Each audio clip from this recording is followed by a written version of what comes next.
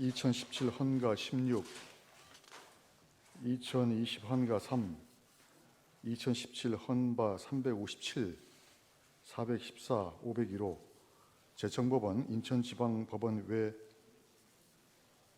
1, 청구인 외 3인. 이 사건은 군인 등에 대하여 학문 성교나 그 밖의 추행을 한 사람을 처벌하도록 한 군형법 조항에 관한 것입니다. 먼저 주문을 선고하고 청구인들의 심판 청구에 대한 법정 의견의 요지와 이 조항 중 그 밖의 추행에 관한 부분, 이를 이 사건 조항이라고 합니다. 에 대한 법정 의견의 요지는 김형두 재판관께서 재판관 김기영, 문형배, 이미선, 정정미의 이 사건 조항에 대한 죄형 법정주의 명확성 원칙에 관한 반대 의견의 요지는 문형배 재판관께서, 그리고 재판관 김기영, 이미선, 정정미의 이 사건 조항에 대한 과잉금지 원칙 및 평등 원칙에 관한 반대 의견의 요지는 이미선 재판관께서 설명을 하겠습니다. 주문. 군형법 제92조의 6 중 그 밖의 추행에 관한 부분은 헌법에 위반되지 아니한다. 청구인들의 심판 청구를 모두 각하한다. 먼저 청구인들의 심판 청구에 관한 결정의 요지를 말씀드리겠습니다. 청구인들에 대하여는 대법원에서 파기환송된 이후 항소심에서 무죄 판결이 선고되었고 그 판결이 그대로 확정되었습니다. 따라서 청구인들은 이미 무죄 판결이 확정되었으므로 이 사건 군형법 조항의 위헌 여부에 따라 다른 내용의 재판을 받게 되는 경우에 해당한다고 할 수 없습니다. 그러므로 청구인들의 이 사건 심판 청구는 재판의 전제성이 인정되지 아니하여 모두 부적법합니다. 다음으로 재판관 유남석, 이은혜, 이종석, 이영진, 김영두의 군형법 92조의 6 중 그 밖의 추행에 관한 부분, 이를 이 사건 조항이라고 합니다. 에 대한 합헌 의견의 요지를 말씀드리겠습니다. 먼저 이 사건 조항이 죄형 법정주의의 명확성 원칙에 위배되는지 여부를 보겠습니다. 위 군형법 조항의 제정 취지, 개정 연역 등을 살펴보면 이 사건 조항은 동성 간의 성적 행위에만 적용된다고 할 것이고 추행죄의 객체 또한 군형법의 피적용자인 군인, 군무원 등으로 명시하고 있으므로 행위 주체와 행위 객체에 관한 불명확성이 있다고 볼 수 없습니다. 따라서 동성 군인 간 합의에 의한 추행이 포함되는지 여부에 관하여 대법원은 동성인 군인 사이의 학문 성교나 그 밖에 이와 유사한 행위가 사적 공간에서 자발적 의사 합치에 따라 이루어지는 등 군이라는 공동사회의 건전한 생활과 군기를 직접적, 구체적으로 침해하는 것으로 보기 어려운 경우에는 적용하지 않는다고 판시하여 군형법 92조의 6의 적용 범위를 제한적으로 해석하고 있습니다. 위 대법원 판례에 비추어 보면 건전한 상식과 통상적인 법 감정을 가진 군인, 군무원 등 군형법 피적용자는 어떠한 행위가 이 사건 조항의 구성 요건에 해당되는지 여부를 충분히 파악할 수 있다고 판단되므로 이 사건 조항은 죄형 법정주의의 명확성 원칙에 위배되지 아니합니다. 다음으로 이 사건 조항이 과잉금지 원칙에 위배되어 군인의 성적 자기결정권 또는 사생활의 비밀과 자유를 침해하는지 여부에 관하여 보겠습니다. 군대는 상명하복의 수직적 위계질서 체계하에 있으므로 상급자로서의 우월적 지위나 권력 등을 이용하여 상대방의 의사에 반하는 성적 행위가 이루어지기 쉽고 이는 결국 군이라는 공동사회의 건전한 생활과 군기를 직접적, 구체적으로 침해하는 결과를 야기할 수 있습니다. 따라서 직접적인 폭행, 협박이 없더라도 위력에 의한 경우 또는 자발적 의사합치가 없는 동성군인 사이의 추행에 대한 처벌의 필요성이 인정됩니다.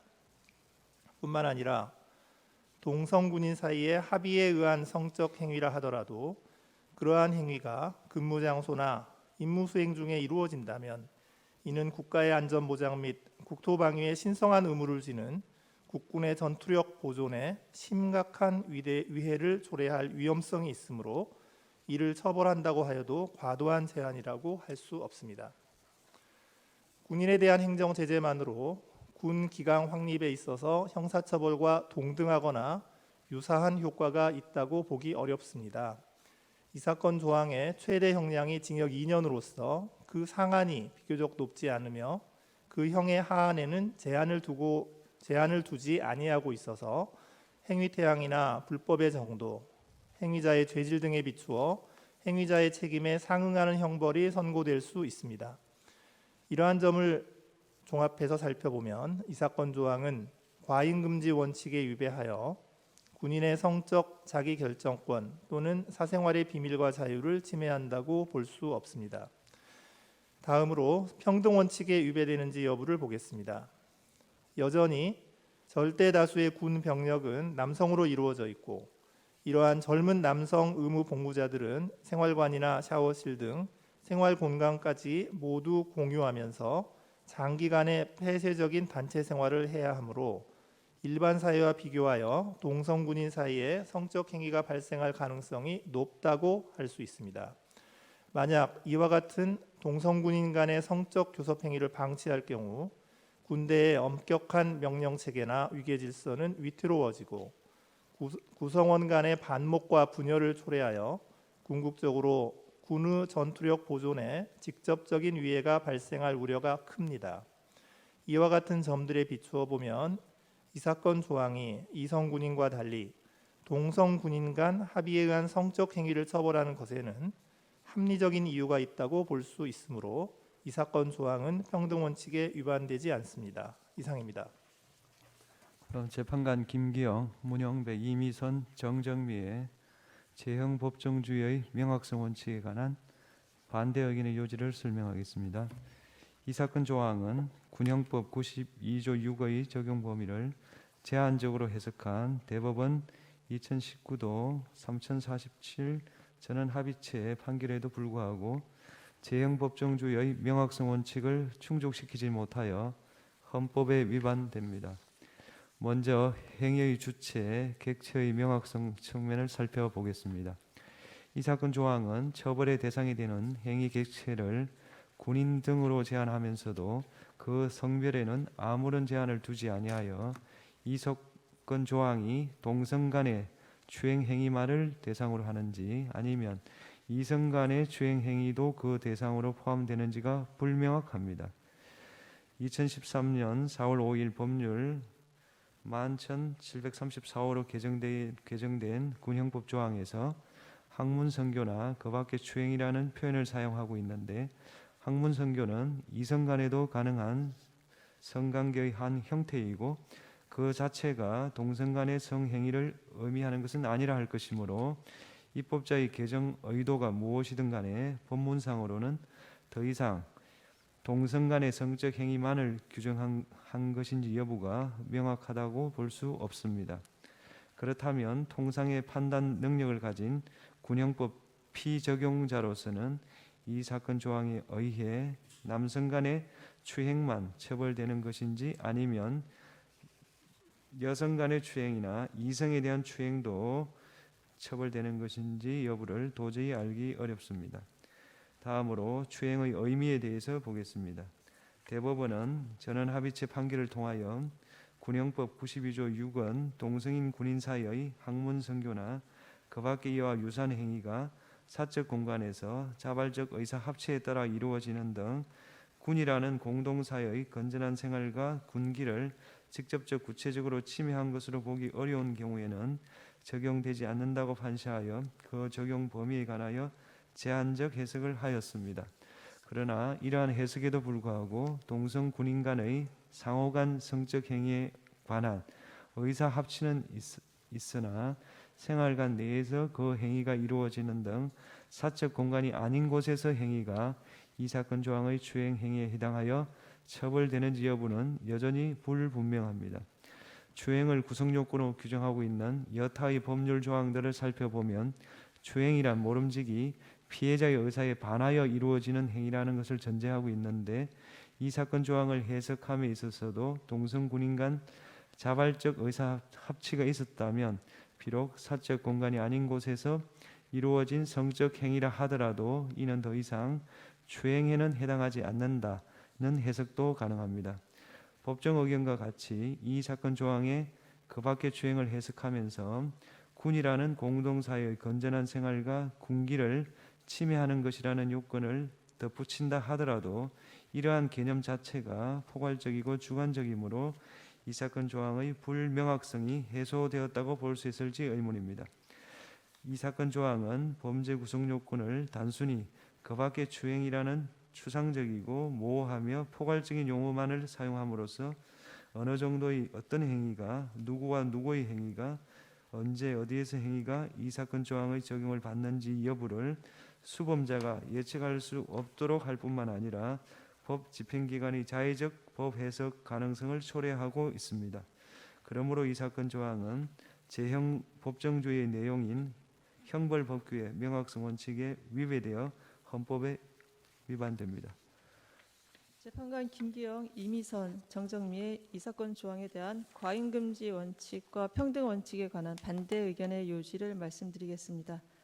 이 사건 조항은 죄형 법정주의의 명확성 원칙에 위반될 뿐만 아니라 법정 의견과 같이 동성 군인 간의 합의에 의한 성적 행위가 사적 공간 이외의 장소에서 이루어짐으로써 군이라는 공동사회의 건전한 생활과 군기를 침해하는 경우에 적용된다고 해석할 경우에는 과잉금지 원칙과 평등 원칙에 위반됩니다.